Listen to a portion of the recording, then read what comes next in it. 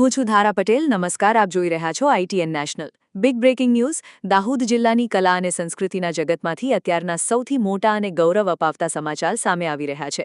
દાહોદના જ સ્થાનિક પ્રતિભાશાળી કલાકારો દ્વારા અને દાહોદના જ લોકેશન્સ પર શૂટ થયેલી નવી ગુજરાતી ફિલ્મ કડકનાથને બોક્સ ઓફિસ પર લોકો તરફથી જબરજસ્ત અને અભૂતપૂર્વ પ્રતિસાદ મળી રહ્યો છે.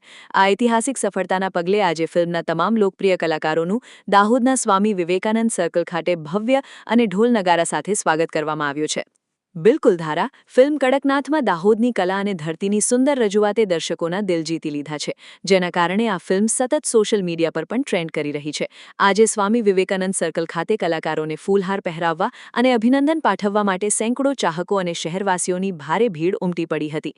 સ્થાનિક કલાકારોની અથાગ મહેનતે આજે દાહોદનું નામ સમગ્ર ગુજરાતના સિનેમા જગતમાં ગૂંજતું કરી દીધું છે. દાહોદથી અમારા સિનેમા પ્રતિનિધિ દર્શન સુતરિયાના ખાસ અહેવાલ સાથે ITN નેશનલ, ગુજરાત. ચેતનભાઈ સોલંકી આમનું બી એક પાત્ર છે ફિલ્મની અંદર. જો તમને બહુ જ મજા આવશે. આમના પાત્ર માટે તમારે ફિલ્મની અંદર થોડી રાહ દેખવી પડશે, કેમ કે એમનું પાત્ર જે છે એ ઇન્ટરવલના ટાઈમ પર. થેન્ક સોલંકી અગેન પ્રોડક્શન ટીમનો એક ઘણો સ્ટ્રોંગ માણસ કે જેને સેટ પર બધાને શું કહેશો દાહોદમાં હાલ પ્રમોશન માટે આવ્યા? જી, અમે આજે દાહોદની અંદર કડકનાથના ફિલ્મના પ્રમોશન માટે આવ્યા છે. એકચ્યુઅલી અમે પ્રમોશન માટે નથી આવ્યા, કેમ કે હું પાછો મારા વતન આવ્યો છું.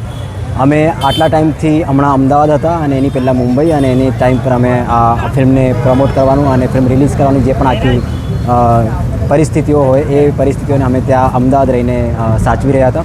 હવે અમને વચ્ચે થોડો એક સમય મળ્યો એટલે અમને એવું થયું કે અમે પાછા વતન આવીએ. અને હવે એવું છે કે હું મારા અહીંયાના દાહોદના બધા શહેરીજનોને અને આસપાસના બધા ગામવાળા લોકોને એક મારી વિનંતી છે કે આ ફિલ્મ જે છે એ દાહોદમાં નથી લાગી, પણ આ ફિલ્મ જે છે તમારા નજીકના 2 શહેરોમાં લાગેલી છે, એક ઝાબવામાં અને એક ગોધરામાં.